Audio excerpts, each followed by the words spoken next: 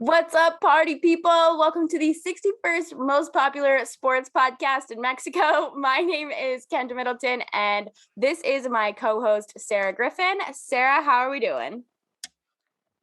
Living the dream. I thought you were about to say this is our 61st episode. And I know I had it wrong in the email last week. That was our 17th, but I don't think we're that deep in yet.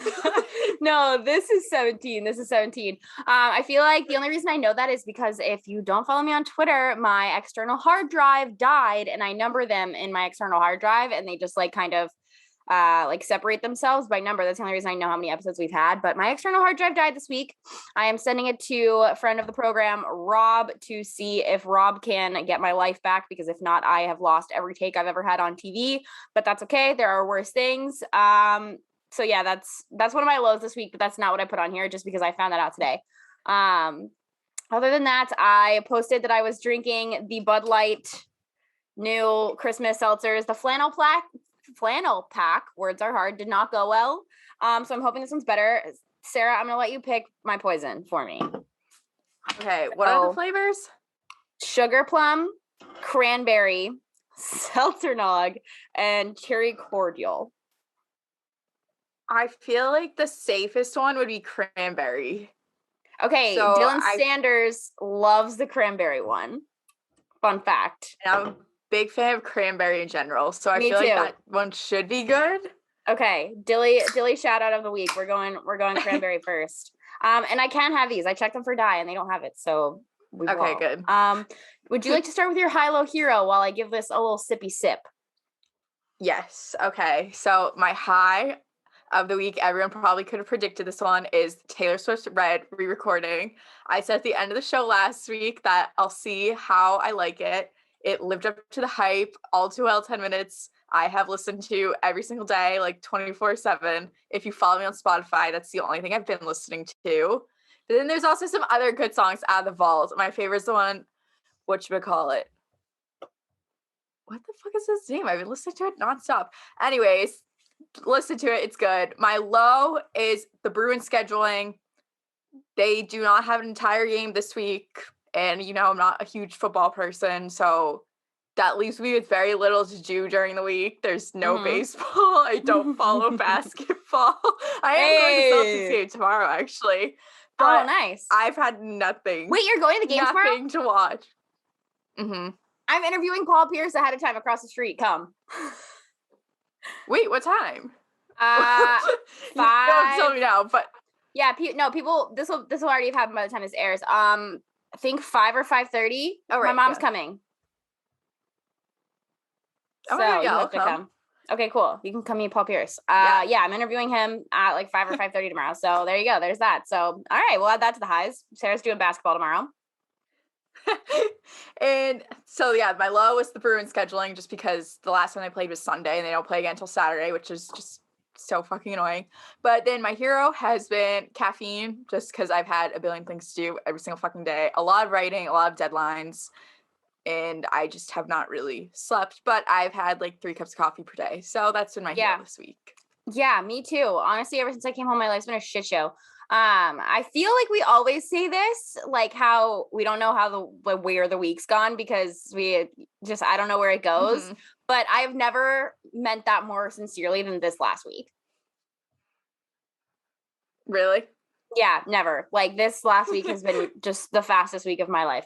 I literally feel like we just sat down and I had a mental breakdown about the storage on my computer trying to get our stuff to Tyler on time. But anyways, this slaps. No joke. Does it?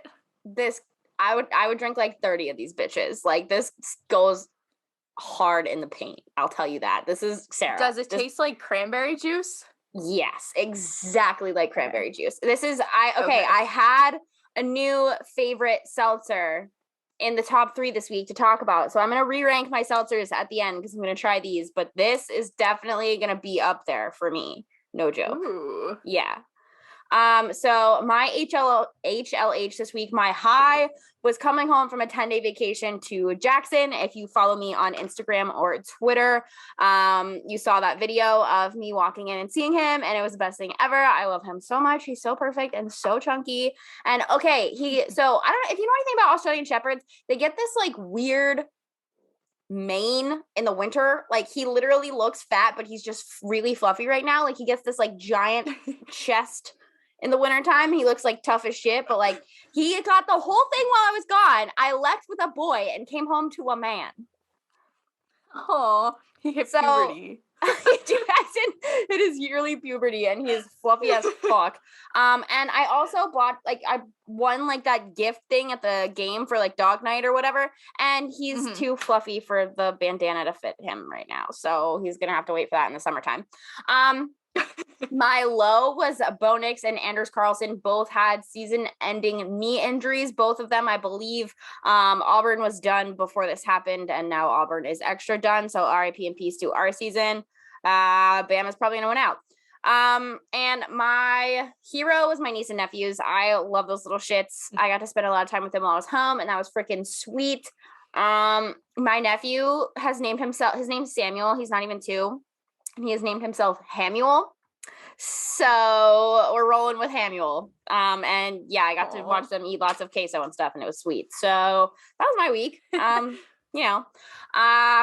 Getting into the Seltzer rankings later. Sarah, you have lots of MLB notes. I looked some of these over. We had some of the same things to talk about, I believe. So you want to talk about Eduardo Rodriguez to start? Yeah, I would say there's a lot of hot stove news last week. Obviously the biggest, well, not the biggest, but probably the most relevant one, Eduardo Rodriguez to the Tigers, 5 years, $77 million. I'm not too upset. I kind of thought the Red Sox would for sure be able to bring back Erod, but I was more thinking like a 3-year deal than a 5-year deal. I love Erod. I think he's a good addition to any rotation, but 5 years is it's not ideal really for any pitcher, especially like he's like a 3rd or 4th starter. So it's whatever. Best of luck to him. Justin Verlander's back to good for him. Honestly, I mean, people are I don't wish about it. I'm like, I don't wish anything bad on him. Like, good for him. I'm glad it's not us paying him that. I'm glad it's not the Giants or the Red Sox paying him that much money. Yeah. I'm like, our money could be better spent elsewhere. I think we could have probably matched it, but at this point, it sounds like I know the Red Sox at least are in on a lot of like bigger names, and I'd rather money go there. So it's whatever. Yep. Justin Verlander was one of the names they were supposedly in on, but he, of course, re-signed with the Astros for 1 year, $25 million. I was kind of surprised by this. I didn't think he would come back to the Astros. It kind of sounded like both sides were moving on, but then his brother announced it. So yeah, I don't know. Did you think he was coming to Boston at any point? No, I didn't think he was coming to Boston. I know it kind of sounded like they were definitely in talks, but Verlander doesn't seem like someone that Bloom would go for, just because he is on the older side. He's just coming back from surgery and stuff, and like $25 million for 1 year, like you're taking a risk there. Like obviously Kate such a good pitcher in Boston though. Well, Kate Upton already hates Boston because after Rick Porcello won the Cy Young, it should have been Justin. So that would have been whatever. Hilarious. Yeah. And then Noah Syndergaard to the Angels, 1 year, $21 million. He has not pitched since 2019. I know the Angels need pitching desperately. Noah Syndergaard's not someone I would select to save my rotation. I'm sure he will hopefully have a good season. You know, he's recovering, but again, he hasn't pitched since 2019. That's he's so not much money by any means. Yeah, for like you don't know what pitcher you're getting. You don't know what you're getting from him. And I think for both of them, that's a ton of money. Yeah. Like, because that was the other thing. I was like, Jesus Christ, these two are getting so much. Like, imagine how much Max Scherzer is going to get paid. Jesus. Yeah, it was a big. A lot of people felt like spending money this like already. So I don't know. It's been kind of crazy for me.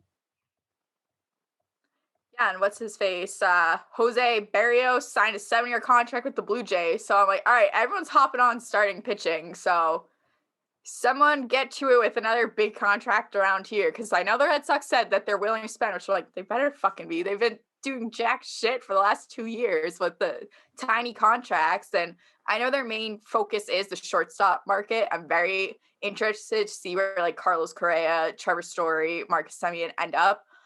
I think Correa would be top tier, and I know he has a good relationship with Alex Cora, but he's by far going to be the most expensive free agent. Oh, for sure. Mm-hmm. I think we talked about that last week, didn't we? Yes. Yeah, we talked about that with Gabrielle last week. I'm so glad that you added the Brandon Belt stuff into our notes because I totally forgot to. I'm so happy about this. Like, I love him. He's such a cutie. I feel like he fits so well into our team and the city. And I don't know. I'm at the point where I'm actually considering buying his jersey.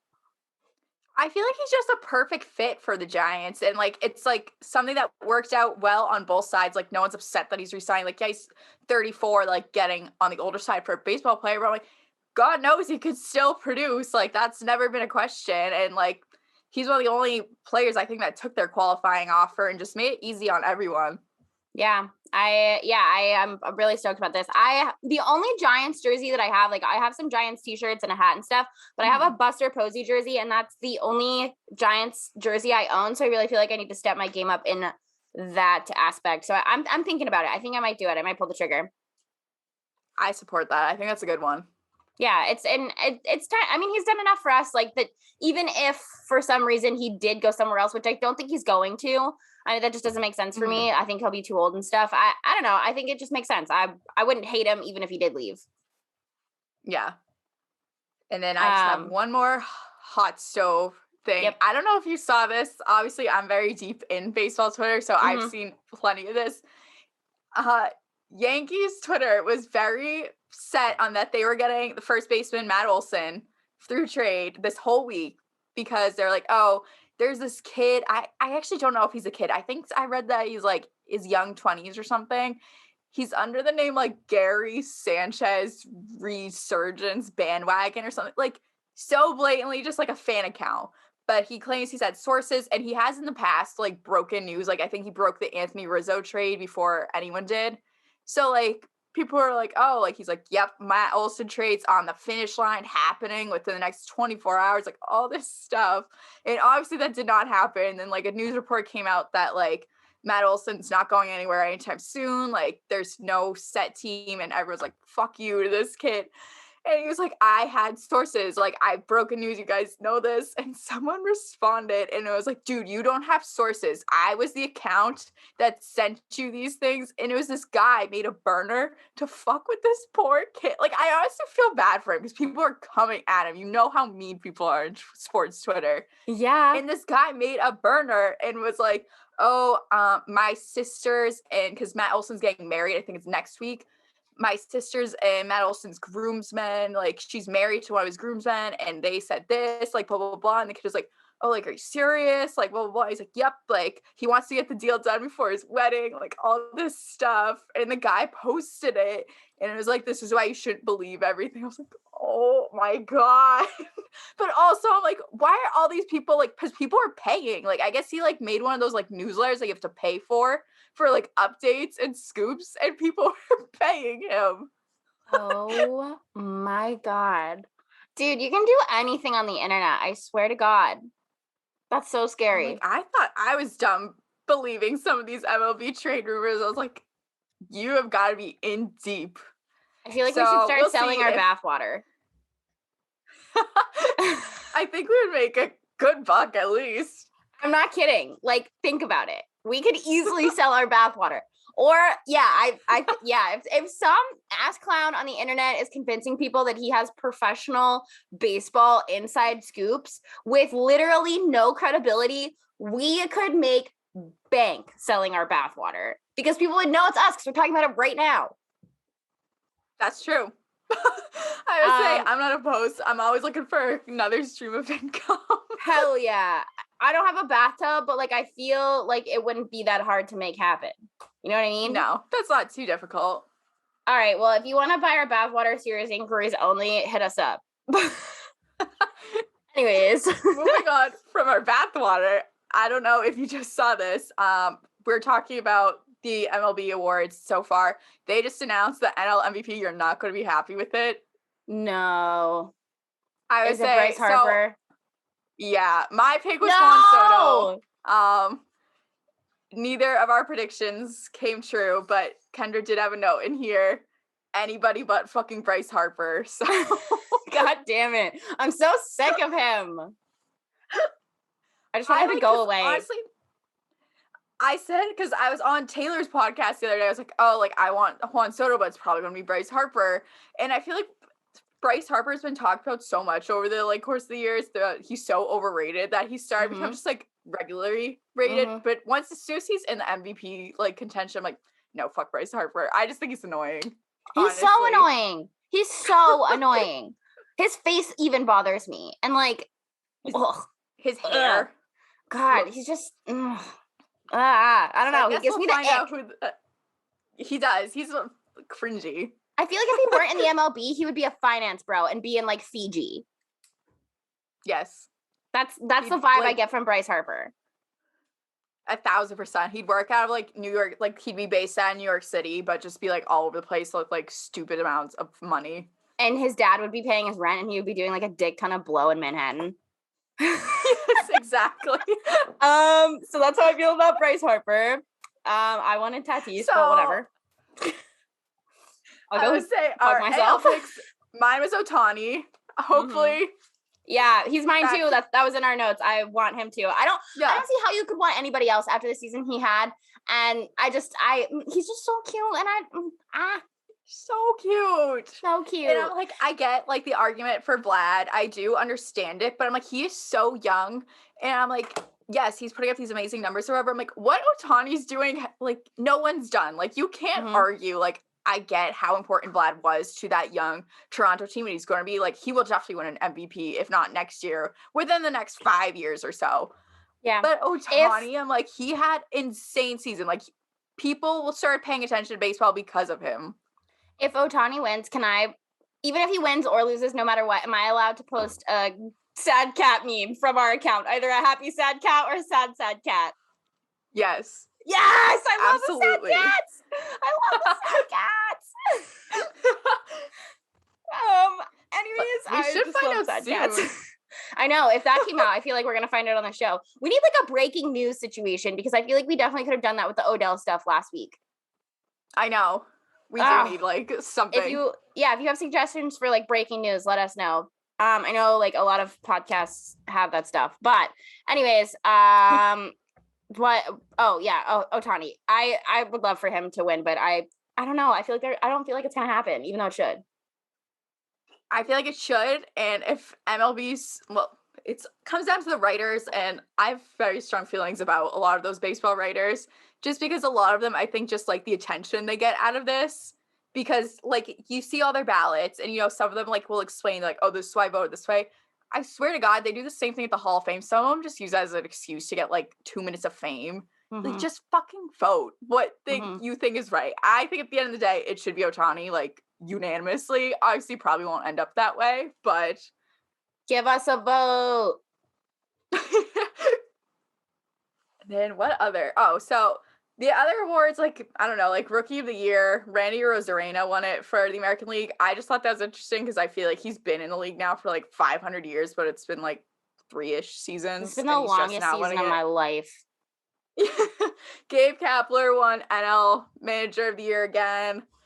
Corbin Burns won the NL Cy Young, which was exciting. Nathan Eovaldi came in 4th for the AL Cy Young, which was big day for me. That I could easily take that. Other than that, nothing too exciting. I don't know. I've been kind of bored. Stupid.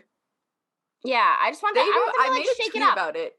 Yeah. No, I made a tweet about it yesterday. I think it was. I was like, I don't think like they really should have to change it. I'm like, I don't think anyone's going to start watching baseball because of freaking Manager of the Year or Rookie of the Year awards. But the way they do it is just so stupid, like spaced out, like at like 6 p.m. on a Tuesday or something. And like, I think it's only on MLB Network. Like, who is actually tuning in for that? Like, you could just make it a show all in one night.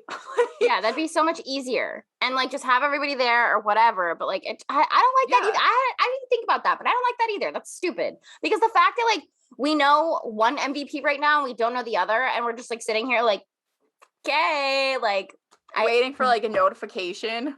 Yeah, like why? Just do it at the same time. I can't. MLB is so stupid when it comes to that type of stuff. They always are like, oh, we want new fans. Like, and again, I don't think these awards are going to bring in any new fans by any means, but I'm like, have some common sense. Anyways, I'm going to go over my last bit of baseball news. I'm sure while I'm doing this, something's going to pop up about the AL MVP. Before you do that, will you pick my next seltzer? Because I crushed this cranberry. Yes. Okay. We have the sugar plum, cherry cordial, seltzer nog. I feel like you're going to hit me with something here. I want to say sugar plum, but also I want you to try the eggnog one just because Me too. All right. Gross. Yep. I'm going with the gross one. I don't know why. I just like really want to like gag. I feel like it'll go from the high to the low, but who knows? Maybe it'll surprise us. That was really some ASMR right there with my new microphone. Okay.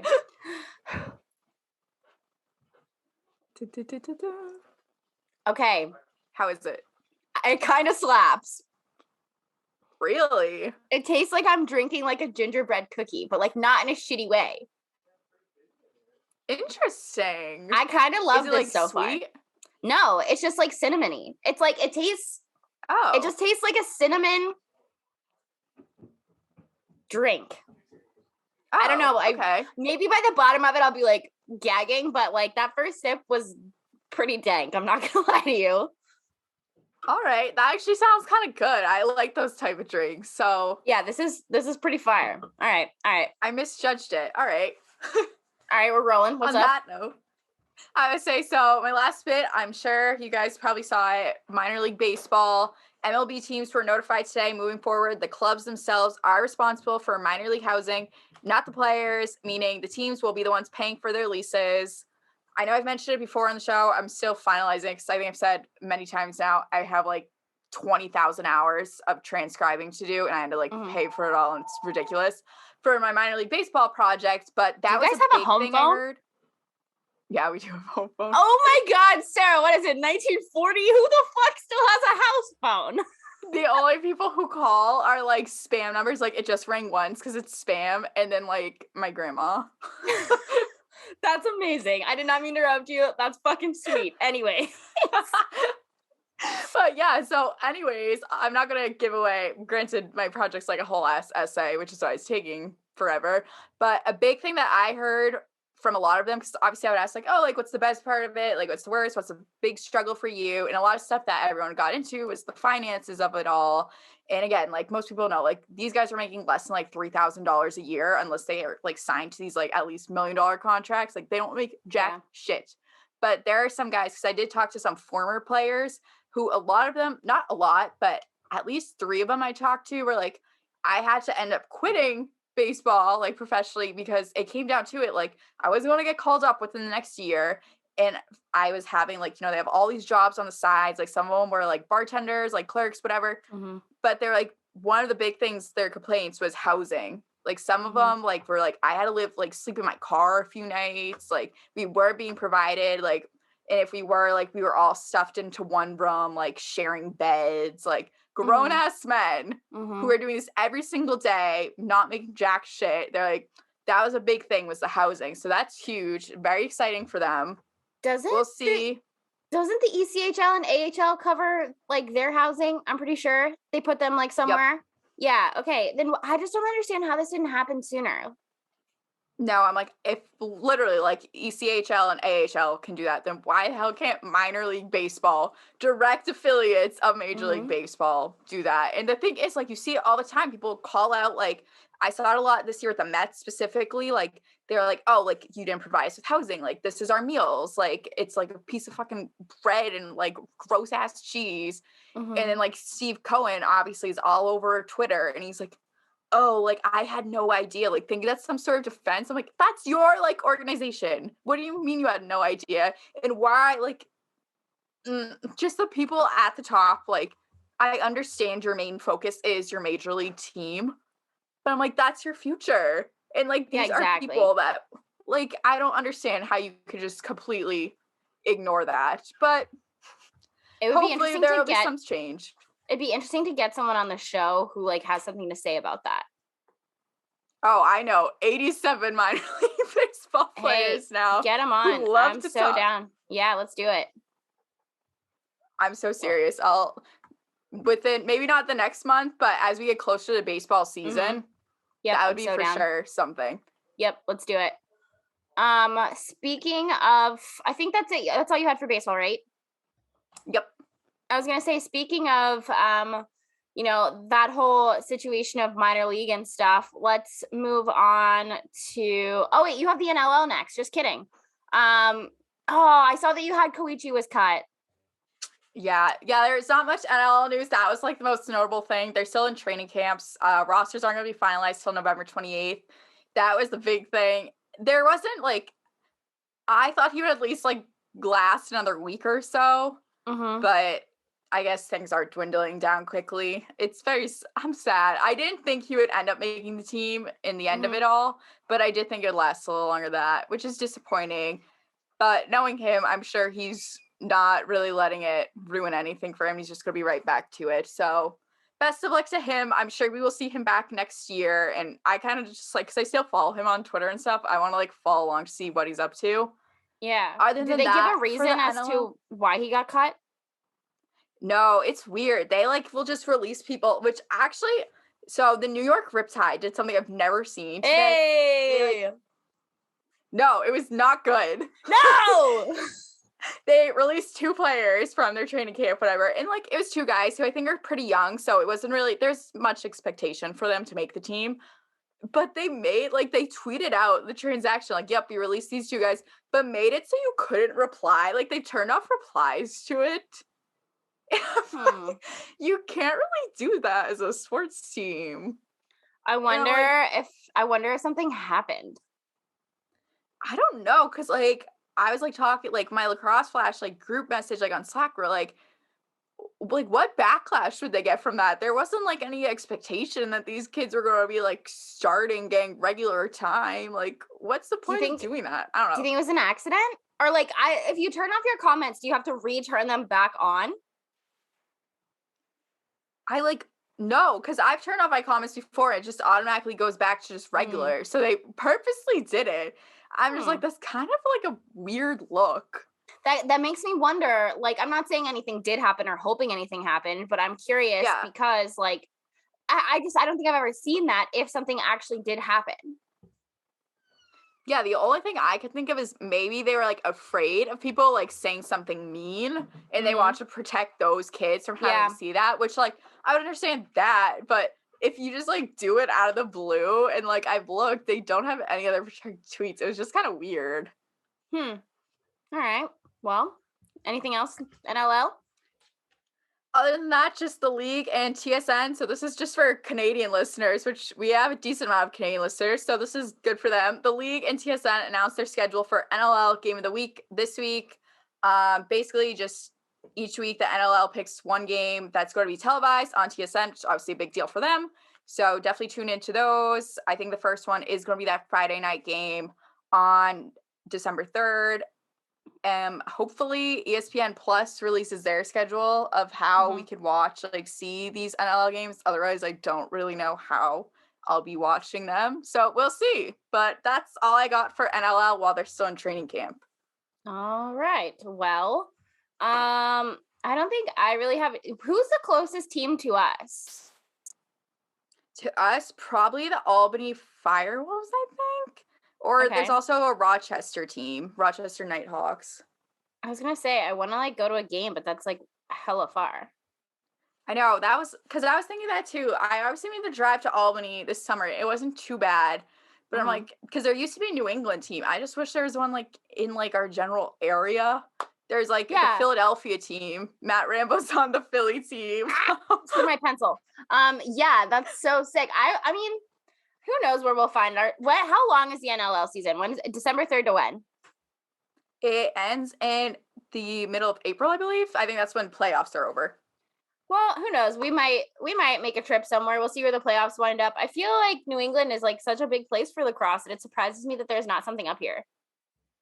Yeah, because I know I think it was the New England team relocated to Albany, which I'm like, I get New York's also like such a hotbed for lacrosse. I'm like you said, so is New England. There's no reason for them not to have a team. Yeah. Yeah, I mean, who knows where we're going to be in the next few months. Like, we could definitely probably find a game somewhere to go to, or like make plans to go to one. So we'll look at the schedule. I guess we should move on to our NHL stuff. I'm not going to lie to you. I didn't watch a ton of hockey this week. This has been such a crazy week for me. I've been watching a lot of college hockey because I am back rinkside on Nesson. If you are listening to this on Saturday, I am on primetime for UMass Lowell against UConn at home for Lowell at the Tsongas Center. So I heard that Lauren's going to that game. I'm going to peer pressure you to come hang out with my mom as well if you are free. But if not, everybody tune in to Nesson on Saturday night to watch me. Sarah, I see you have some Bruin stuff and some stuff that I actually have seen this week that I want to talk about, but I will let you take things off with the Bruins. Yeah, so kind of going off what I was saying earlier about how the Bruins scheduling is really screwing not just me over, but their team.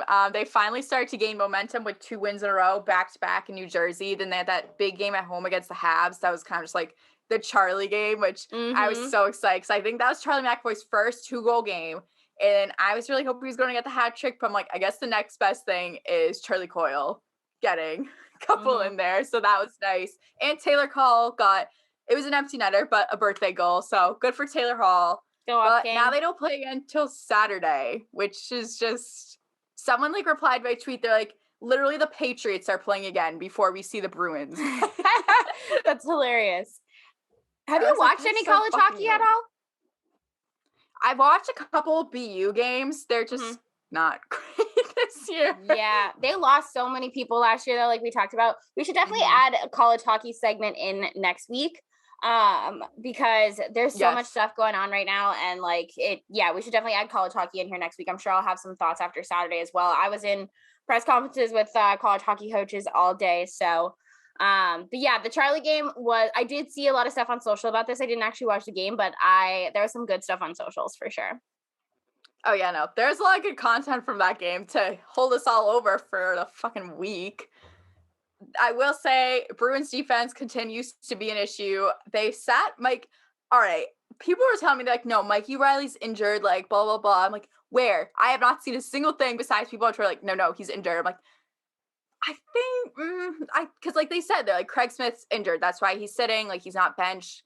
Mikey Riley is definitely just a healthy scratch, which I'm like, the Bruins defense has a lot of problems. I understand that. And I know Mikey Riley just now, like, finally got on the fucking, like, score sheet, which, whatever, he's a defenseman. I'm not, like, so pissed at him because he doesn't shoot a lot. Like, yeah, he does pass it a lot. I don't know if he has cold feet or something, but he's fine on defense. Like, I don't think he's the issue. And they scratched him 2 days in a row, which I don't really understand. I know he's not a huge difference maker, but he's not the problem.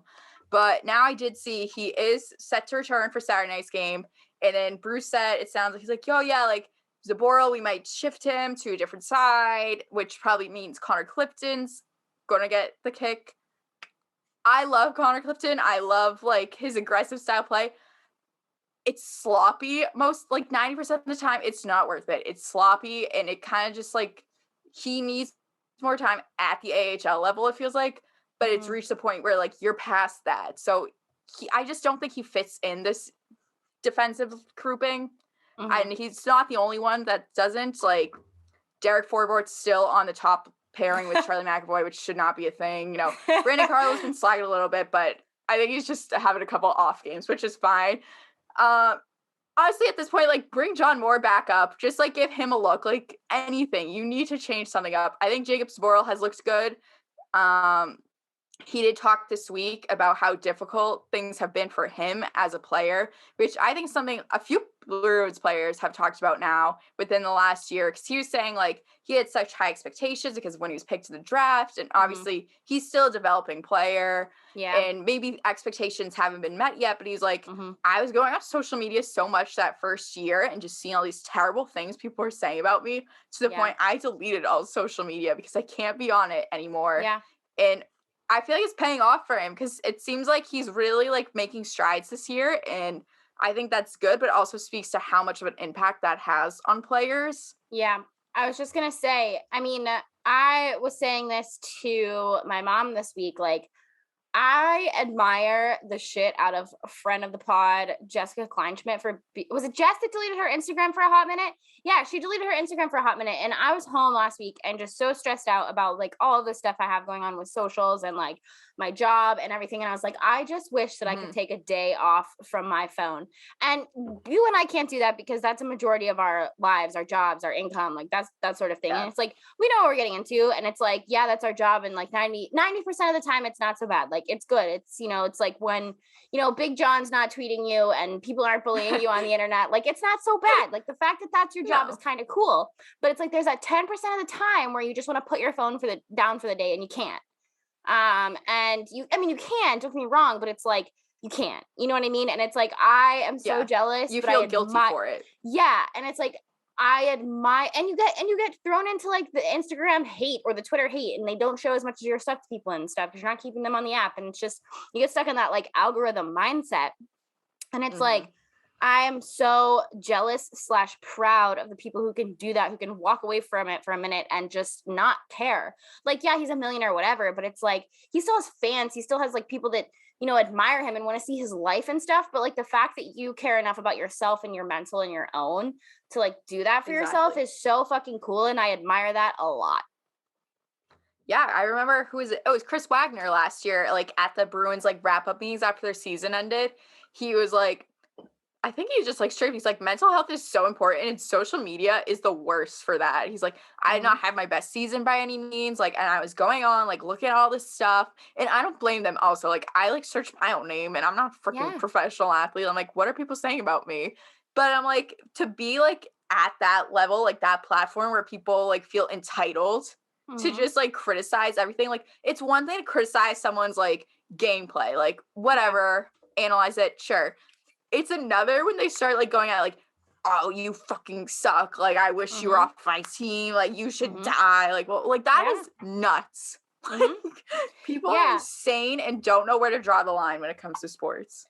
It's true. People don't know where to draw the line in general. It's like, I feel we get not as much sort of hate because we're not on a team or those sorts of things. We get hate from time to time, but like the sexual harassment is what it is for me. Like the harassment that we get from keyboard warriors hiding behind a private account with no fucking picture. It's just unreal. And it's like, that's what pushes me over the edge, is that like, I'm scared to like do certain things or go certain places or say where I'm at sometimes because of those sorts of things. But it's like, as a professional athlete, they just like attack every aspect that they can. And so for the social media piece of, I have felt attacked in that space before, I understand, but on such a scale as that, that's something I can't fathom. No, I give them all so much credit, and I think it's a very smart idea for them to be off social media, but also that's so unfair that like it reaches the point where there's multiple athletes out there that are like, I don't use it because I don't want to see what people are saying because people are so rude and nuts.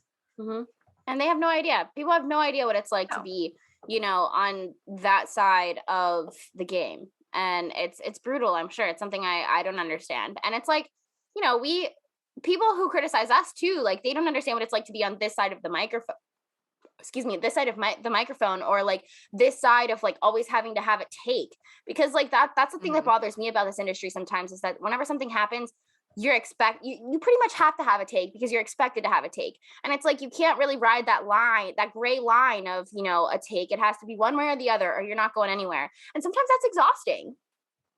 No, because sometimes I'm just not educated enough on something to speak on it, and then I won't speak on it, and someone will be like, oh, you didn't say anything about this. Like, nothing I have to say would add value to the conversation. Like, people don't always understand that. Like, if you don't have a formula, like, you don't know enough about it, that's fine. You shouldn't have to always speak out on it. Like, I'd rather just sit back and learn and see what others have to say before I come out and say something that maybe I'll regret later. Totally. And it's like, I word vomit enough on the internet. Like, trust me, I do. I know that. And it's like, I don't need to word vomit about something that, first of all, isn't going to add any value to what's going on.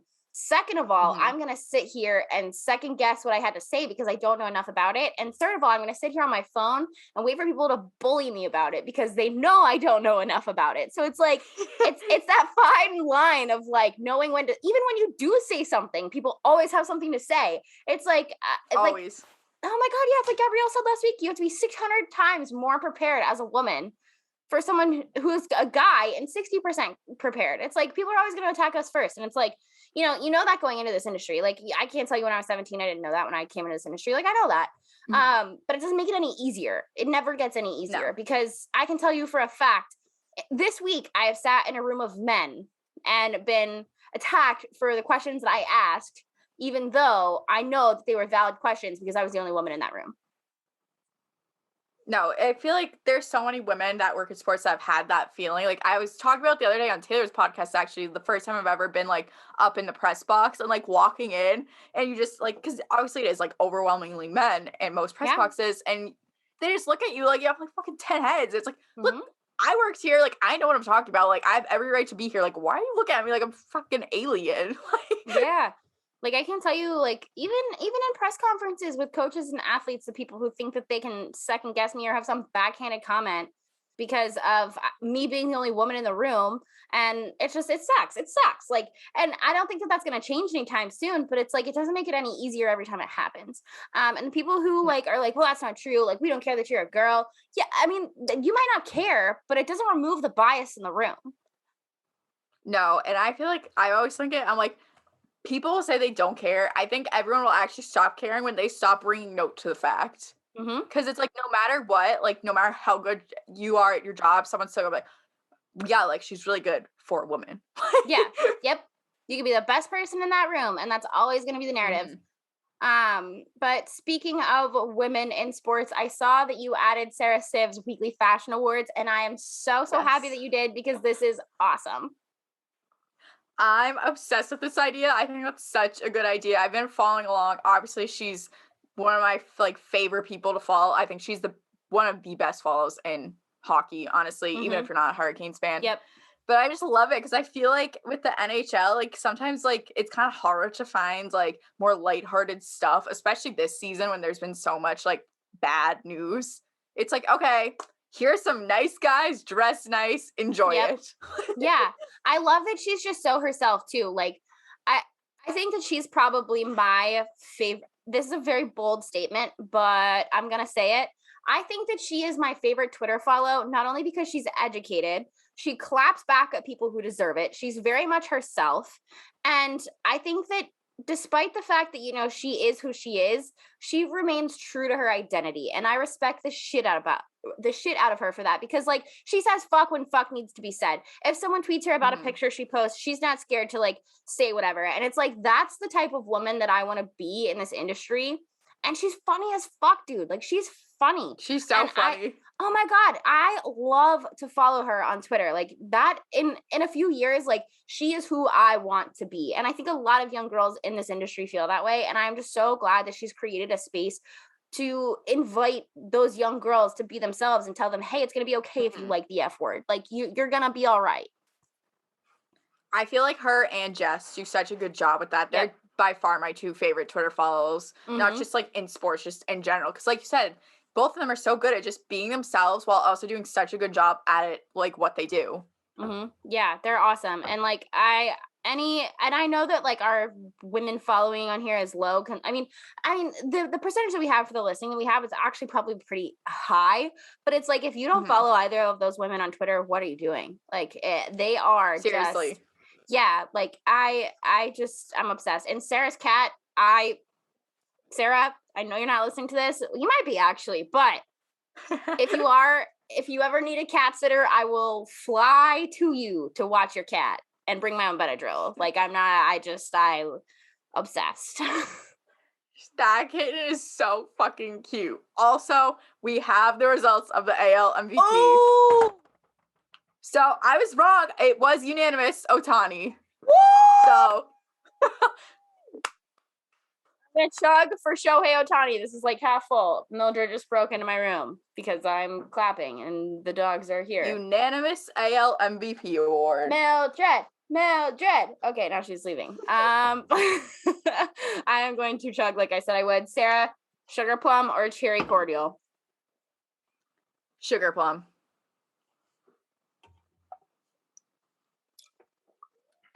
I think I forgot to ask you what you're drinking tonight. What are you drinking tonight?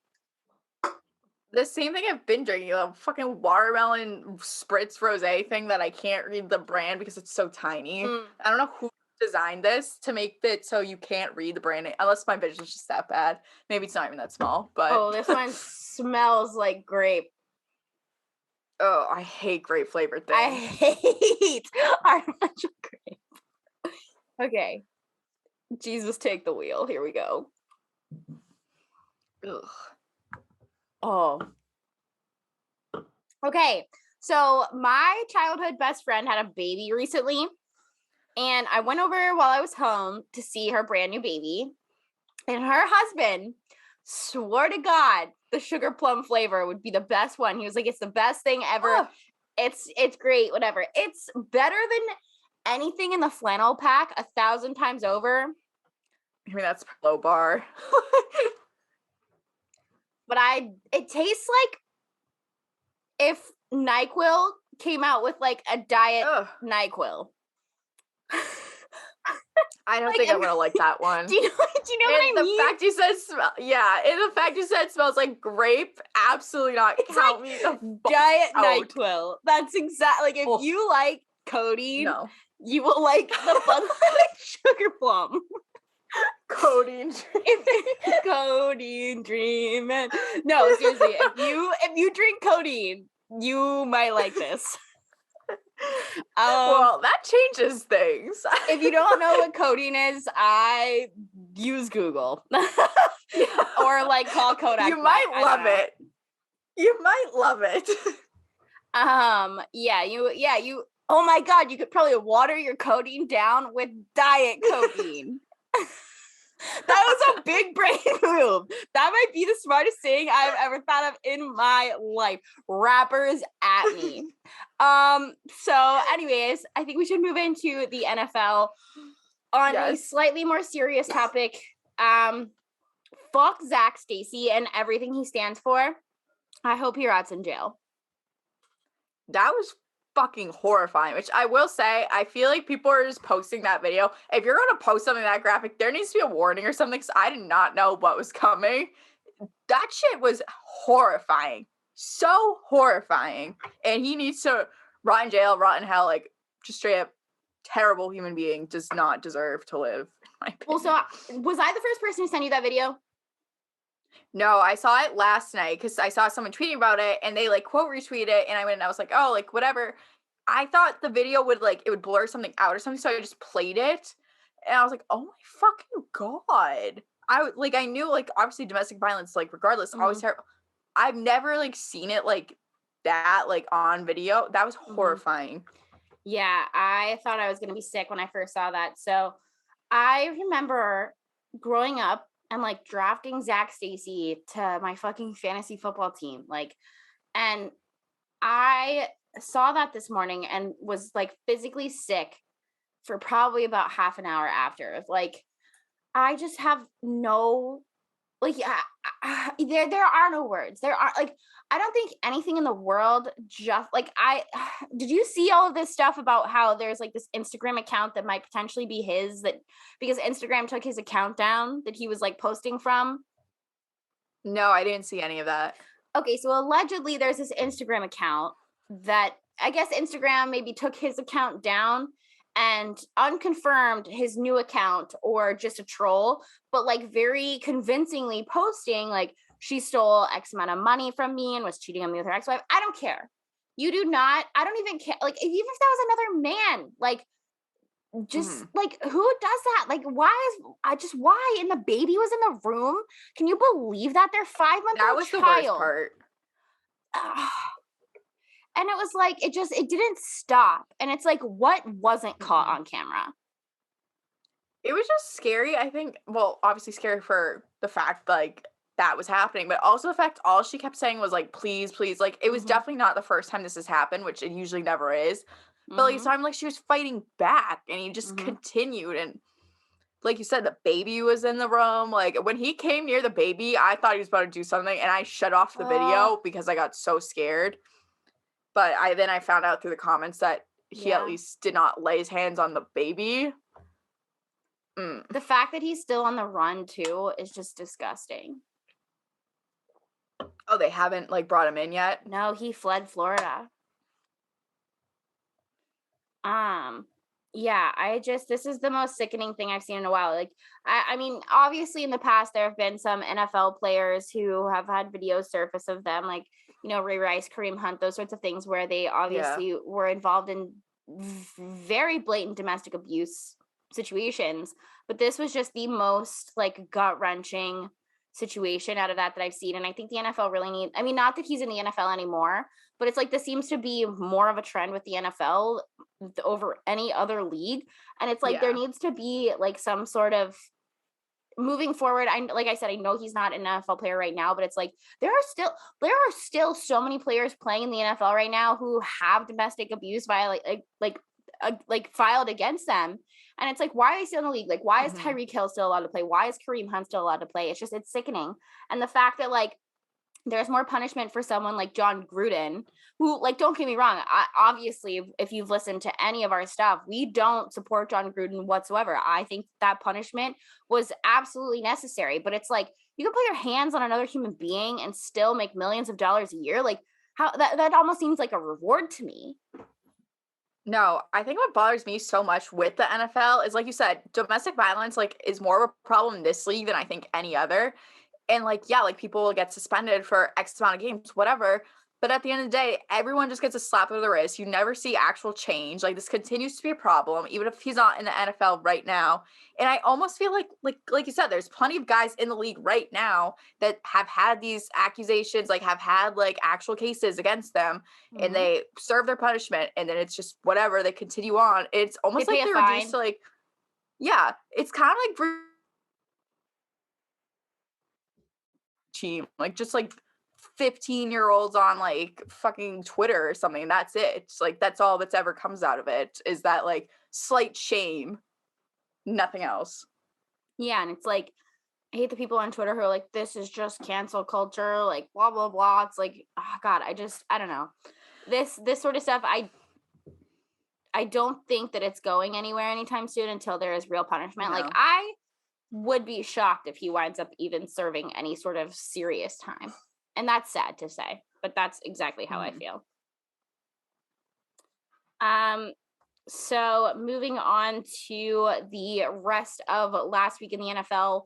This was the weirdest week in the NFL, in my opinion. I am assuming you watched a couple games. I know that you know that the Dolphins beat the Ravens, I'm assuming. Yes. I don't have a ton to say about this game, except that I just think it was like a really strange game from start to finish. I don't think the Ravens are bad. I don't think they should be nervous. I think Lamar Jackson is still in conversation for the MVP. I just think that this was like a fluke game. And honestly, like I'm one of those people that like no matter how bad the team is, I think every once in a while a team is due for one. And I think the Dolphins were due for one.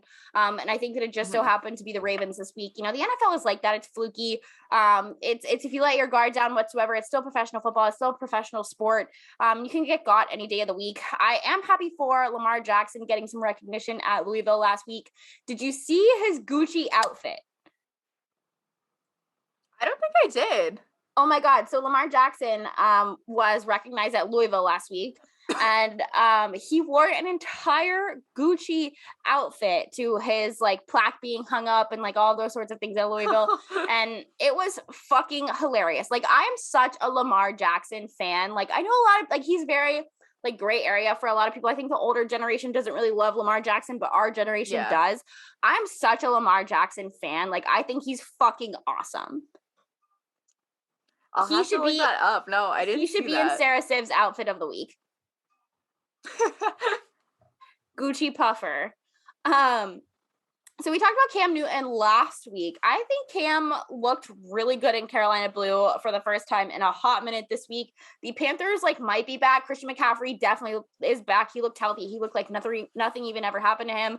And I've said before that I'm not the biggest Cam fan, but I am here for the Cam revenge tour just because I don't think like obviously I'm not the biggest Cam Newton fan for everything that happened with that female reporter. I think we've talked about that on this show before, correct? Yeah. Yeah, Yes. and it's like, as a woman in sports media, like, obviously that's not my favorite thing in the world to hear. And it's like, I think that he didn't mean it as harshly as it came out potentially, maybe, who knows. But I am here for sticking it to the man always. So therefore I'm here for the Cam Newton revenge tour. The next game I watched this week was Falcons at Broncos. I tweeted that I feel bad for Matt Ryan. And I still kind of do. A lot of people were like, well, he makes this amount of money. Like, this is his net worth, blah, blah, blah. I'm like, okay, but like, you have so much promise for so long and you still can't just get it done. Like, you get talent comes and goes and those sorts of things. But it's like, I don't know. I just feel bad for Matt Ryan. Like, the amount of money that he makes doesn't make me feel any less bad for him. And I think the Cowboys have to go to the Super Bowl or Jerry Jones may kill someone. And I think that someone might be Mike McCarthy. And I think that I heard this week that if Mike McCarthy were to go to the Super Bowl, he would be the first coach to win for two different teams. And I think that is the most probable. Yeah, because he went with the Packers. I think that's like the most probable person to maybe do it this year, because anybody else isn't really going anywhere. So I think that would be kind of cool if that were to happen. But like, I don't know, I still hate the Cowboys. I've said before on their show too that they're my favorite roster in all of football right now. I don't remember, did we talk? Who did we talk to about that? Oh, Taylor Mathis. Yeah, she's a big NFL fan, and we were talking about how like we love the Cowboys roster because she's a Cowboys fan. But I still hate the Cowboys, but I think Jerry Jones like actually might have a heart attack. And I think that the NFC East is theirs to lose this year. Jags at Colt game, I don't even know where to begin, other than the fact that I hate our fucking receivers. I think it's time that we admit that Laviska Shenault was maybe a bust. Like, when we took him at that spot in the second round, he was coming out of Colorado, and it's like, why are we taking a talent from Colorado that early? And he was also coming off of a season-ending injury that happened like midway through the season. So it's like, it was his last season and we only saw like his first handful of games of him playing receiver. So it's like, I just don't understand why we took him in that second round. And I have a list of people who were taken after him that I would have liked even better. Cole Kmet, he's been finding a lot of success lately. And like, we do have Dan Arnold now, who I felt really bad because I thought that he was single. Did you see this on Sunday? What? I was tweeting about our tight end, Dan Arnold, who we got in a trade from Carolina in the CJ Henderson trade this year. And he's been really, really awesome for us. I do believe he is our leading receiver on the team, even though he's a tight end, that sort of situation. But like, I tweeted that I wanted to like go out on a date with him, and he like never responded. And then I was like, okay, the fact that Dan Arnold doesn't have a touchdown so far means he has to take me on a date. And then I found out he was like big married. I didn't see that though. So I was like, Dan Arnold, big married, my bad. And a bunch of people bonked me. So I'm sorry to Dan Arnold and his wife. I did not know you were married, and I actually have felt terrible about it since. But yeah, I would have liked Cole Kmet at that spot, even though we do have Dan Arnold now, who we got in that CJ Henderson trade, like I said, who is a first round talent that we also no longer have, which just means we can't draft for shit. Grant Delpit was there. Chase Claypool was there. Trayvon motherfucking Diggs was still on the board at that spot. J.K. Dobbins, even though he is injured now, and Josh Uche for the Patriots were all still there at that slot. So that's just like continues to make me be more frustrated. And I just like have to say, I fucking hate staring at Carson Wentz. Do you know who Carson Wentz is? I know Carson Wentz, yeah. Okay, good. His face bothers me. I don't know what it is. Like this entire game, I was just like, fuck you, Carson Wentz, and the fact that you got dual sprained ankles in the same week, you bitch. I don't know why. Browns and Patriots. Did you watch this game? I did watch this game. Okay, thoughts? I thought, because we talked about last week, we're like, yeah, this is going to be a really significant game for both teams, kind of like test the waters for real, because I feel like they're kind of on an even playing field going into that game, or at least that's what we thought. I did not expect it to be a blowout like that. It was a feel-good game for the Patriots. I think they really needed that. It's going to be good momentum, hopefully, for that playoff push, but that was very unexpected. Yeah, I mean, the Patriots are still rolling and they look good. And I have to say, I think I might have like kind of hinted at this last week. I don't know why Patriots Nation is geeking out about Mac Jones. It's like, yeah, he's fine. He's a system quarterback. He fits in really well. He's playing well, but it's like, he is not Jesus. Like, people are talking about the kid as if he is fucking Jesus reincarnated. Like, you can come for me, Patriots fans. I really don't care. The kid's not that good. Like, he's good. Don't get me wrong. He fits into the system really well. He can play in that system. He's good enough. It's the same thing as Alabama. When you have something that's built around you, you can play well. And he has those tight ends to rely on. Like, Hunter Henry has been a favorite of his all season long. But it's like, the kid, I think he's good. Don't get me wrong. And I've said this on the show before, and I'll say it again. Do I think that he's going to have a great career? I absolutely believe he's going to have a great career. Do I think that at the end of the day, he's going to be the best out of this class? No, I don't. I think that he's going to have a notable career. He's going to be fine. But if you think that it's not Justin Fields, I think you are delusional. And as far as this game goes, the only touchdown that came for the Browns was that ballsy play call that they had early in the game. It was 4th and goal. They went for it. They got the touchdown. And I wish that I would have seen more of that gutsy play calling throughout the game until Baker got hurt. And yes, Baker got hurt. He is still expected to play against the Lions, but he did say himself that this is the most banged up he's been in his entire career. Like, he's got all these injuries. The kid's hurt, but he's still their best. Hurt Baker is still their best option. But it's like, I understand that when you have a hurt quarterback, you can't make those ballsy play calls like you might want to. Not that I think that they're a ballsy play call team. I think that their biggest issue is that they have no chemistry, but they made that play call and then just what happened after that? Yeah, I really don't know what was happening in that game. I just thought the highlight of it all was Jacoby Myers finally getting his touchdown. That was awesome. That was awesome. I thought that was a lovely moment. Made me very happy. Everyone was so happy for him. It was very cute. And I agree with what you're saying with, like, Mac Jones. Yeah. I feel like, yeah, there are a lot of Patriots fans that think he's, like, the second coming of Jesus. I don't know if it has to do with the facts. I feel like he was on such a short leash to start the season. And, like, you could tell, like, obviously he's a rookie quarterback, so of course Bill doesn't have, like, complete trust in him yet. But I feel like you could progressively see as he trusts him more and more, so we get to see more of him. But like you said, I don't think he is the best. Like, but he's also so young. So it's tough to be like, yeah, he's not the best. Of course he's not. Yeah. I think he's going to be fine. But the people who are like, oh, the Patriots are going to the Super Bowl. I'm like, the hell you are. You have a rookie quarterback. Like, rookie quarterback. I'm sorry. That's just it. You might make a playoff push. You guys are, I think you've won the last 4 or 5 games in a row. Good for you. You're definitely most likely going to make it to the playoffs, but you are not going to make such a significant push that you are going to go to the Super Bowl. I'm sorry. You need a year or 2, and it's going to take some contracts to get you there. And like we've had a lot to say about Mac Jones, but like, I don't dislike the kid. I just think he needs some time, unlike any other fucking rookie quarterback. But you know what you're not doing, Patriots, that a lot of other teams are? You're not wasting his rookie deal. And good for you guys. That's what you needed. You have the team in the next 2 years to make it happen next year with a sophomore quarterback under center. You're not wasting the kid's rookie contract. And that's important because that is not a lot of money you're paying for a position that you need to play well. And you know what? Congratulations. Bill Belichick continues to do this and exploit these rookie contracts and, these guys who are almost just outside of their prime, but not quite outside of their prime to these 1-2 year deals. Like, hey, come win a Super Bowl with the Patriots.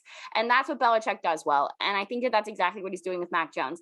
And I think that that's what makes Bill so great is that he knows how to find these contracts or exploit these contracts to make them work for him. And so I respect that. I don't really have anything else to say about this game, but I just have to say that like that's what I commend Bill for right now is he is not wasting this kid's rookie contract, and that's important because that's exactly what the Jaguars are doing with Trevor, and that's what I envy. Going to the Lions and Steelers game, I don't have a ton to say about this game. I'm just happy that the Lions didn't lose, and I'm happy that the Steelers didn't win. And I hate that you can tie in football. Sarah, do you have any thoughts about tying in football? I just feel like I'm reminded of the fact that you can tie in football every few years, and I just will never understand it. I think it's the stupidest thing. Yeah, I agree. I hate ties. Did you see that Brady and the Bucks lost this weekend? I saw that they lost, and I saw it was one of Brady's worst games, but I didn't see any of it. So, the Bucs lost to the Washington football team. Like I said before, hope they never change from the Washington football team. I just love that name. It's so awesome. Brady was I think before this week, I think that he was my MVP so far, like too soon MVP. He's playing really well, especially, I mean, not that his age comes into like my vote for him for MVP, not that I have one, but if I did, but he absolutely looked like shit in this game. And it was the biggest loss off a bye in his career. I did find that stat out, which I think is interesting because it was only by 10 points. So in his 22, 23 years in the league, the fact that your biggest loss off of a bye that long is 10 points is kind of impressive to me. Not that anything about him doesn't impress me, but I have one other comment in our notes about this. The Bucs, the Browns, and the Rams all give me that like super team with no chemistry vibe at the moment this year. So that's my biggest takeaway from those 3 games, even though I do have comments about one of those games left. 2 more games to comment on. Seahawks at Packers. I think this is the most shocking game of the week, in my opinion. Russ and Rodgers were both back. Russ off of an injury to his finger where he had surgery, and Rodgers obviously was on the COVID list after all of that drama. The most shocking thing about all this was the Packers shut out the Seahawks, but Aaron Rodgers still looked like shit. Like, I got little to no value from him in fantasy, which is fine. I know that happens, and he's coming off of like a crazy week. But one of the questions that we posed to our listeners last week was that, is Rodgers in his own head, or is he going to be that Rodgers that just doesn't give a fuck about these comments? And in my opinion, I think that those comments got to him. I mean, the fact that like you didn't get shut out, you still won the game, but you didn't play well. Usually when Aaron Rodgers is in these situations, like he makes people regret it. So that was my biggest takeaway from this game. And my last game to comment on was the last game of the week, the 49ers at Rams. I think the 49ers might be good. They have an easy and like a really, really easy remaining schedule. I think that they could very easily make a playoff push in the last bit of the year. Their record just doesn't make me feel that good. Like, they're almost batting 500, which is a little concerning. They do have the Jags this week. And to be fair, the Rams don't look good either. Like I said, I think it's like a good team with no chemistry situation. They do have a bye week this week to sit and think with their thoughts about this prior game. And I just don't know what Matt Stafford was doing. He was just seeing ghosts out there. It was just, I don't know. Like, he's another one of those people that I'm like, I don't know if we're getting the Lions Matt Stafford or the Rams Matt Stafford this week. I don't know. It was a little bit of a weird game for me. Sarah, do you have any other NFL thoughts before I tell the people what I am watching this week? I thought I would ask, even though I know the answer. I would say NFL thoughts. Nope. This week I am watching Pats at Falcons tonight. Sarah, do you have any thoughts about this game? Not really, honestly. Hey, Super Bowl rematch from the 28-3 Super Bowl. I did tweet today that I am so sick of those jokes already. But I'm still going to watch it. I'm also going to be watching Colts at Bills just because I want to know how legit the Colts actually are and see how they match up against them after the Jags win. Bengals at Raiders, both are 5-4, and I'm hoping Joey B can keep that ship afloat over in that division. Cowboys at Chiefs might be the most exciting game this week, so I'm going to be watching that. And then Cardinals at Seahawks, and I think the Cardinals are still the best team in the league right now, despite losing to Cam Newton last week. But I think that this could potentially be a Russ redemption game. Watch, we shall see. Very quick notes about NCAA football. I think Cincinnati is finally ranked, deservingly so, after beating USF. They deserve to be at that 3 spot. Tennessee held Georgia through the first half, and then just all hell broke loose last week. I was actually sitting at the bar watching that with my family, and there were a ton of Georgia fans there, so that was really interesting. But I was impressed with Tennessee through the first quarter, and then just it got bad. I cannot believe that Alabama covered a spread that was over 50 fucking points. Unreal. Washington State hung with Oregon more than I expected last week. And like I said, when it came to our rankings last week, I think that the committee might have needed to take a closer look at almost losses with Oregon and the Pac-12, and they came in at 4 this week, which is, I think, where they deserve to be. I think Ohio State even looks better than them, in my opinion, as far as those rankings go. Baylor beat Oklahoma for their first loss of the season. They are now 9-1. Lane Kiffin upset Jimbo Fisher in front of a home crowd, which was fucking awesome. And I do not want to talk about the Auburn game anymore. This week is a very boring week in college football. The most exciting game of the week is MSU at Ohio State. Other than that, I am bored and I will be working all day on Saturday. Anyway, Sarah, do you have any comments before we get into our pop culture stuff? Nope. Sweet. pop culture shit of the week. I think that this is very much in Sarah's wheelhouse, but I did see this, so I did add it to our show notes. Shawn Mendes and Camila Cabello. I don't know how to spell her name. I added that in our show notes, but they broke up, and I'm kind of okay with this because I am obsessed with Shawn Mendes. I think he's a cutie. I don't really know any of his music, but he's adorable. I just think I just don't like Camila Cabello. I never have. I just find her annoying, and I know she has some other shit going on in the past, but I just thought it was funny because I don't know if you ever saw the TikTok of him, because there's always been this like idea that like, is Shawn Mendes gay? So he kind of gives off the vibes, and I don't know if you saw the video. I forget what award show it was from, maybe the VMAs, but so Camila was posing, and Shawn looks at her and goes, it's giving Cher. And from then on, I was like, all right, there's just no fucking way. And like they pan to Camilla's face, and she looks visibly pissed off. Hi, Freddie. And I was like, that was it. That was the last straw for her. Because that was barely a month ago.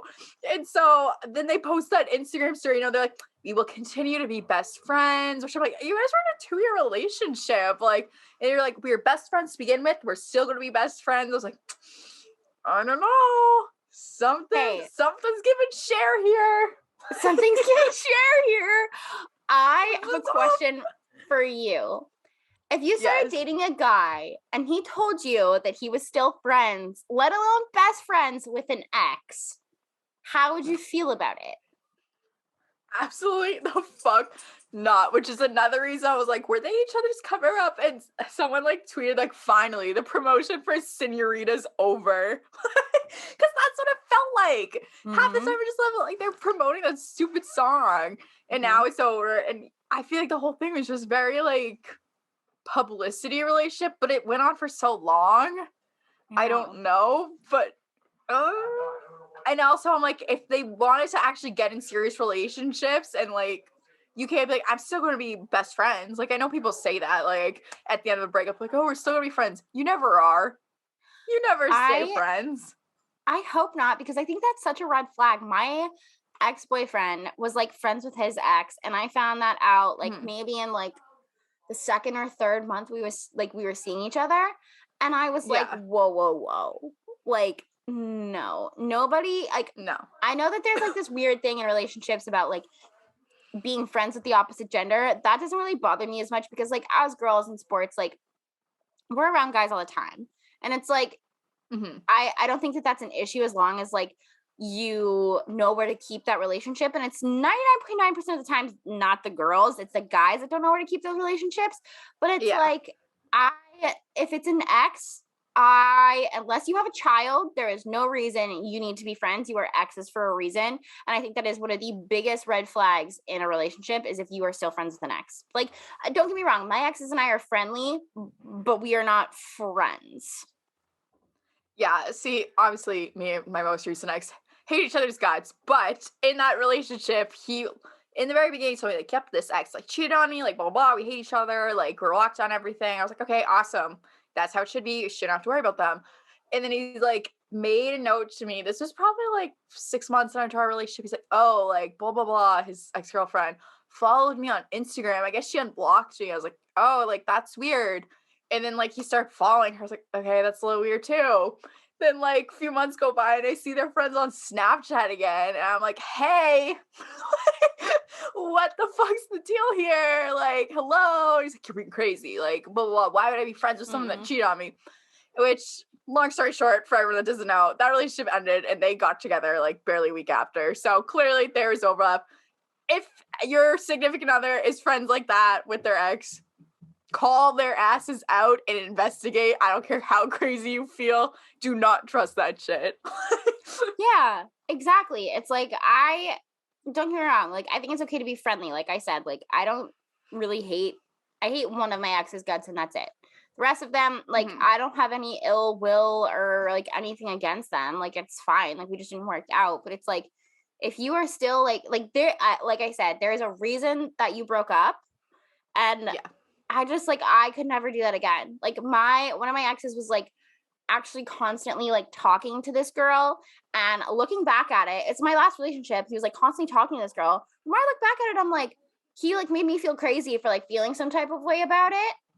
Mm-hmm. And she didn't even know, like, I asked him all the time, I was like, does she know about me? And he'd be like, no. So I like it, that's just such a red flag. Like, people are so blinded by love, and it's like, what the fuck? Like, no, that's not okay. No, it does not. It's not ever okay. I think, like you said, like, it's good to be on good terms with your ex. Like, I wish that's what the situation was. But I also think there's no reason for anyone, like, for you to be Snapchatting and texting. Like, oh, like, Nope. there's just no reason for that. Like you said, relationships end for a reason. It sucks. You have to accept that. Go on. And if someone you're with is still holding on to something like that, they are not investing in a relationship, and you deserve better than that. Yep, Mic I drop. agree. Yeah, I agree. That is just, girls, if you are listening to this, guys, if you are listening to this, if they say they are friends with their ex, they are not friends with their ex. They are probably more than that, unless they have a child. That's the only thing. Yeah. If you have a kid, you can. That's okay. Like, I prefer you guys be friends and co-parent your child. Next, we have another more serious topic. Our tea party of the week is about none other than Mr. Dave Portnoy himself. If you live under a rock and you have not heard what's going on with Dave Portnoy has a few sexual assault allegations against him. And I have a lot to say about this, but Sarah, I think you have even more than I do, so I will let you take the mic for a second. Yeah, I definitely have a lot of thoughts on this. I think my biggest takeaway from this whole situation has been I've seen so many people like just be like, oh, well, yeah, he might be a 40-year-old man, but these girls are 20, like they're 21, whatever. And I understand it's kind of like scares me to a point that people are like, well, as long as they're legal, it's fine. Doesn't matter if they're barely like 18, like it's not a big deal. I don't think it men, like I hate to be like, oh, it's all men. It's not all men, but like girls have been in these situations, so they understand what it is that a power dynamic is. I don't think enough of these, especially like the Portnoy fanboys, grasp what a power dynamic is. It does not matter if he's like only quote unquote 20-year difference of these girls. He like has a status, he has all this money, like he has a lot of say in the world. And like when you're not in the world, but like compared to these like college kids, like they idolize him, like you don't want to let him down, like all this type of stuff, you know? And so when you're put in these situations, like at the time, like, yeah, like they consent to it because like, oh, that's like cool, like look at me, like Steve Portnoy, whatever. But the second, like, you do not consent to do every single thing. Like, if he's not asking to do these things and you say, no, I don't want this, or like, it's not something that you explicitly talked about that, like, crosses a lot of boundaries, which it sounds like it does. That's something you have to, doesn't matter who you are, explicitly talk about it with your partner. That was not done. But again, when there's a power dynamic like that, when you're like so lower down, you're too scared. And like, I got shit on Twitter for saying that, like, oh, poor little girl's like too scared to say anything. I'm like, I can't be mad because I envy you that you don't know what the fuck I'm talking about, what that feeling is. Like, that must be nice that you don't know what that means. But yeah, good for you. There is like, there's no reason for there to be a 40-year-old man talking to an 18-year-old girl, in my opinion. And that on top of the fact of who he is, he knows the type of power he has going into that. He knows that he can do whatever the fuck he wants and get away with it. And if that's not a red flag for people, like, I don't know what to tell you. Like, I don't know how much we could be like, listen, do you not understand that's predatory behavior, even if it's like technically legal? See, yeah, I'm going to disagree with you to a certain extent about the 40 to 18 thing, just because I don't think it's that big of a deal if an 18-year-old is dating. Like, don't get me wrong. I understand why people think it's weird, but for someone who has, you know, if we want to call it daddy issues, fine. But I am into older men from time to time. And I also was when I was younger.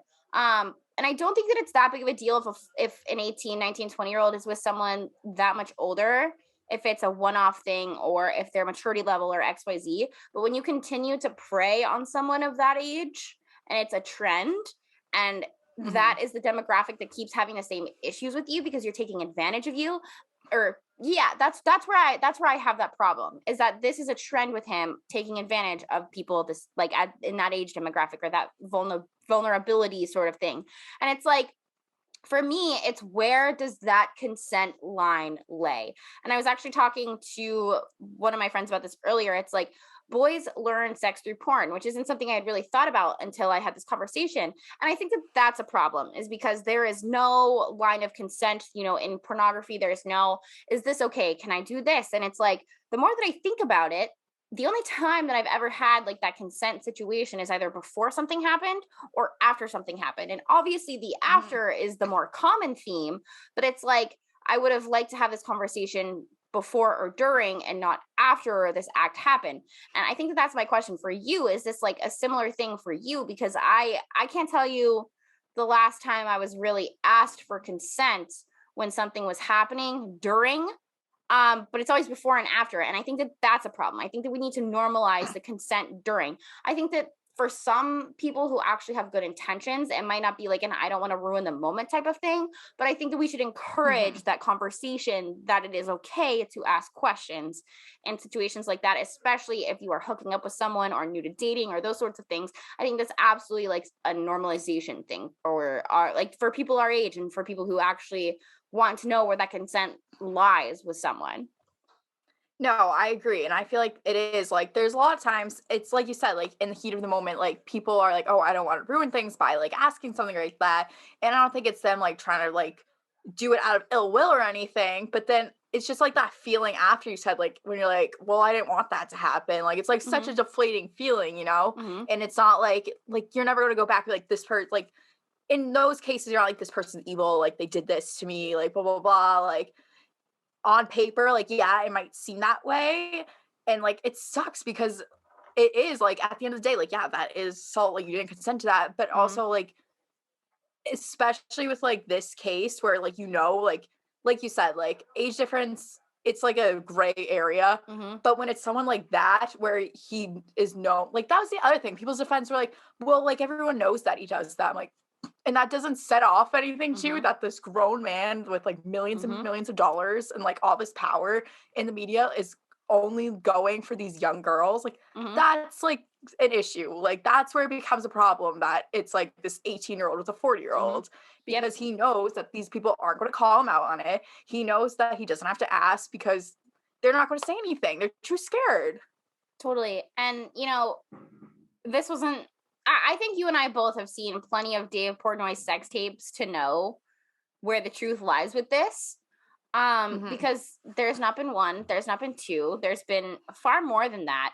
And there seems to be a consistent theme in, rough sex. And it's like, some people like that, some people don't. It's whatever, like you might consent to that. But I think one of the bigger issues here is that when you are hooking up with these people in power, oftentimes there may or may not be a DNR involved, which is something that is a possibility on the table with the Trevor Bauer case. But it's like, for a lot of these young girls, I don't think, first of all, they know what they're signing away. And second of all, if you have a DNR, I don't think that a DNR should protect you from being raped or assaulted or from a line of consent.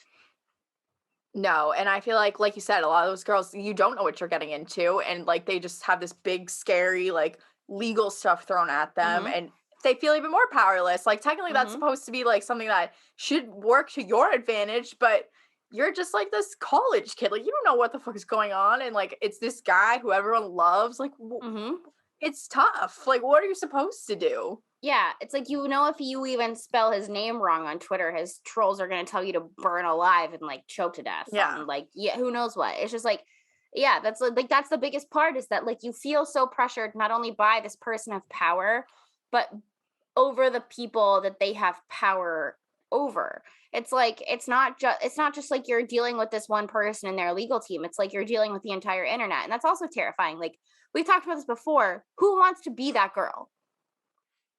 No, that's my biggest thing, I think, is you can like come forward and like come out with these allegations like this happened to me, like this is what I dealt with, like blah blah blah. And that's the bravest moment of your life.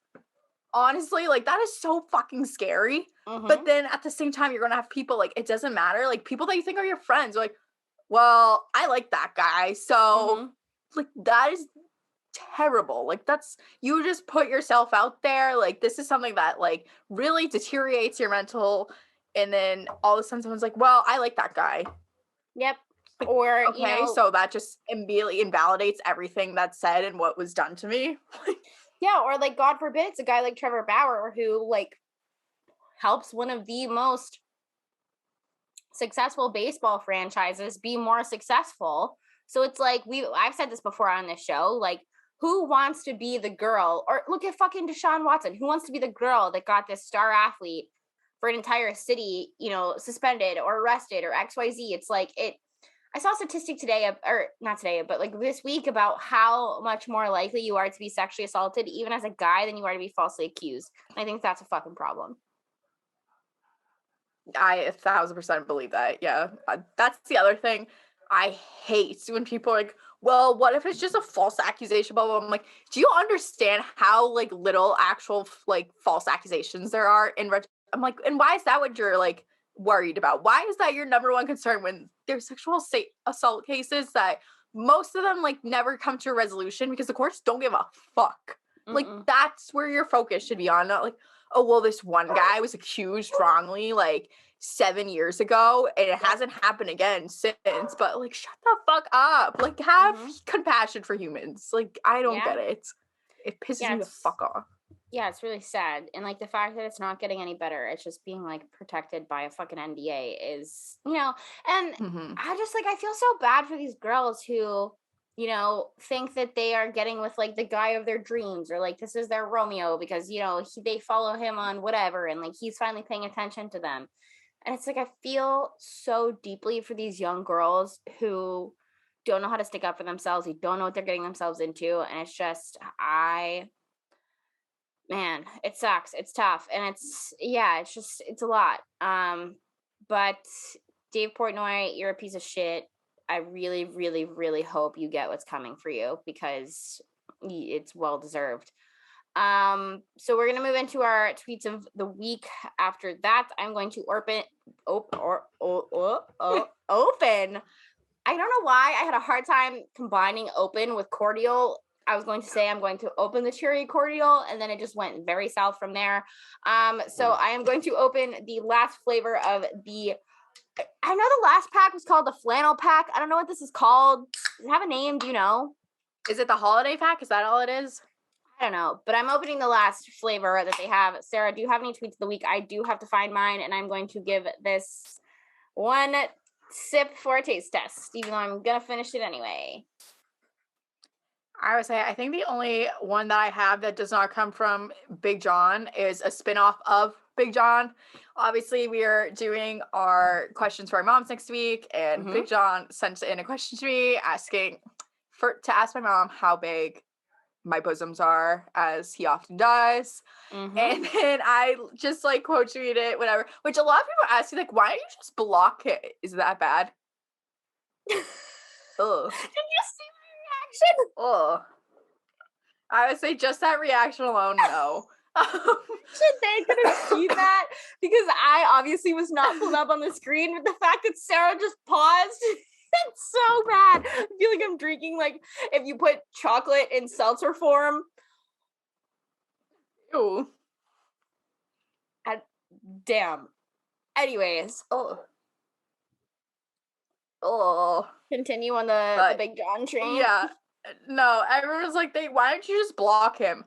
Of all the fucking trolls I get, Big John's the most harmless. I know exactly what he's going to say. I know it's coming from it. I'm pretty sure he's just, like, doing it now because it usually gets, like, a couple likes out of it. That's fine. I really don't give a fuck. I don't think he's being serious. It's kind of funny, honestly. Most of the time, they're pretty funny, and his replies to other people make me laugh. So I'm like, that's fine. He isn't. But then someone responded and was like, to mine, because I was like, you're done. You're done, to Big John. And this person... Let me make sure I get his name right here, because that's what makes it funny, is his name. Peter, the pussy eater.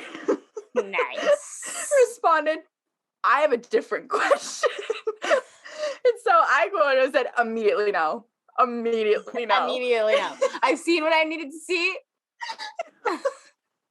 And then someone was like, oh, like, he seems like a nice guy. Like, at least he asked a question. He goes, he responds, I'm a real giver. I bet you are, Peter. It made me laugh. I thought it was funny. And I was like, look what you did, Big John. You got one up by Peter the pussy. We did tell Big John that he needed to step it the fuck up. Yeah, and he just sticks with the fucking bosoms with the cantaloupe emoji. He's like, you need new content. I don't know. I kind of love that he is like Porking Chaz just on his own, but with bosoms. And I've looked, his replies to other people are like really mean. And I'm like, he's never mean. He's just weird. I'm like, I think he likes me. Like, for sure likes me. I think he does like you, Sarah. Who doesn't? That's my favorite thing about our show is that like you are like all of the guys who want like this sweet, perfect, like American ideal of like a woman who is going to like cook barefoot in the kitchen and is like blonde hair and blue eyed is Sarah. And like the guys who like want someone to be mean to them and like tell the waitress that they ordered mashed potatoes and not macaroni. Those guys want me. The rest of them are like, Sarah, my queen.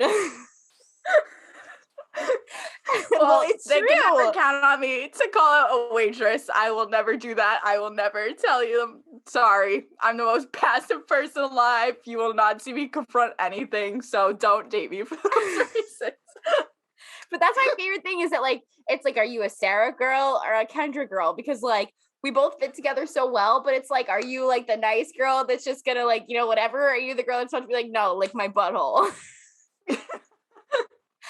I just like this dynamic is everything I've ever wanted. Are those all of your tweets this week? Is it all Big John as usual? That was it. Okay. I think I have a few. So I tweeted last week that I needed to get off Instagram because, okay, have you been on Instagram since they like suggest, like very, very, very highly suggest like accounts for you to follow? Yes. All of mine are crying cats accounts. And then last week I got suggested to follow a capybara fan account. So I tweeted and I was capybara fan account. So I got suggested to follow a capybara fan account last week. And I follow multiple on Twitter and Instagram. Why does this not surprise me? So that's probably why it was a suggested thing for me. So I tweeted and I was like, I'm being suggested to follow a capybara fan account. That's enough internet for today. Someone tweeted me a picture of a baby capybara suckling a mommy capybara's tweet and said, last time I was in Brazil, I was walking home and spotted this. Just beautiful. I'm sorry. I don't give a fuck about capybara moms breastfeeding. When I said that was enough internet for the day, I fucking meant it. I did not need that. This has literally haunted my dreams since every time I open my phone, I haven't taken that many pictures this week. It's like, I see fucking capybara nipples. And it's like, Why did he take a picture? Why did you put this evil on privacy. me? You did this by making capybara accounts a suggestion for me. Sarah. They're so fucking cute, but I have never seen any breastfeeding of capybaras. I was exposed to capybara bosoms because of you. That is too much for me. I can't. Next time Big John tweets asking for bosoms, send him that picture. I just deleted it, but I'm absolutely going to recover it for that fucking reason. I'm not kidding. That is our Porking Chaz is now a capybara nipple account. That's the move for Big John. Rebrand. Fucking brand. Anyways, my next tweet DM situation of the week. Some pro boxer followed me on Twitter and Instagram, and he slid in my DMs. Actually, you know what? I'm gonna fucking open the DMs just so I can read them verbatim because they got really fucking weird. And I only screenshotted like a portion of them. But I'm going to give you guys the full experience. So, this guy, the dog's back. The dogs are back. This guy, this boxer, messages me and he goes, "Thanks for the follow. Very proud of myself." And I said, "Go off, King." And he goes, "Killing it, LOL." And I just liked his message and didn't say anything else. And he goes, "Haha, you're fun. This is a good thing." And I said, "Thank you." And he goes, followed you on IG as well. Not a stalker, like did. Just trying to get the full experience. And I said, haha, sounds good. And he goes, fair. And he goes, I win. And I said, and I just like thumbed his message. I didn't say anything else. And he goes, me and a few of my friends who are ugly like me trying to get super good looking women to follow us. And it's a race. I win. Ha ha ha. And then I unfollowed him on everything. What the fuck? Isn't that weird? What? And then my last tweet DM situation of the week. So one of my best friends, his name's Evan, he was who I went to Houston to see, him and my friend Maddie, tweeted me after I got a drink at the minor league hockey game I was at last week and said, one touch it, you won't. So I said, okay. And I one touched my double drink that I paid $20 fucking for at a minor league hockey game. And some guy responds and he goes, a girl that can swallow is always worth a follow. And I got major Big John vibes. So that's my Big John story of the week. And those are my tweets this week. Wait, that reminded me though, I did get one DM. It was just a weird one. And this guy Instagram messaged me. This was yesterday morning. And like he looked like a normal person. Like I followed him back, whatever, when he requested me. Instagram messaged me, he goes, hey, like you're from Boston, right? I was like, yeah. He goes, oh, I'm gonna be there this weekend. I'd love to get to know you. You seem like a girl who has a lot of layers to her. You're like an onion, Sarah. This one, I was like, that kind of gives me serial killer vibes. I was like, I know that's what like now you're going for, but like people usually don't say that. And he's like, I just mean you seem like a deep person. I was like, you got that from my Instagram? It's like the like, guy who asked me to go axe throwing. You're giving me serial killer vibes. I'm like, yeah, I seem like a deep person with layers from my 40 Instagram posts over the course of like 10 years. Nope. No, thank you. Man, I think the whole internet should just be bonked this week. Seriously, it was a big bonk week. Major bonk weeks. So that's our show. I am going to rank the holiday seltzer pack for you out of 10. I think I would give it like a solid 8. Like the only one that I would not drink again is cherry cordial, and I'm still gonna finish it. But my rankings, which I think that my seltzer rankings are going to change next week. I did add one, but I will save it to share with you guys next week because I need to throw these in there as well. I'm gonna go 1 cranberry, 2 sugar plum, which I think is a curveball here over the seltzer nog, just because the more I drank it, the more I liked it. And I don't know if I like codeine or not, but I might give it a shot at this point because that was pretty dang. And yeah, that was pretty good. I honestly, the seltzer nog is on my 3rd spot because the sugar plum really wasn't that bad to finish. I could definitely chug or like shotgun one of those pretty easily. And the last is a cherry cordial, just because I thought I was gonna blow my brains out with like my mouth vomit wise with that one. It literally just tastes like drinking chocolate, and I don't like it. Any closing thoughts? Nope. My closing thought is a reminder actually to get your questions in for our moms. Ask them anything you want to know about us now, our childhood. Some people asked some pretty crazy questions today, so don't forget to get those questions in. Happy Saturday and keep on sipping, y'all. We will see you next week.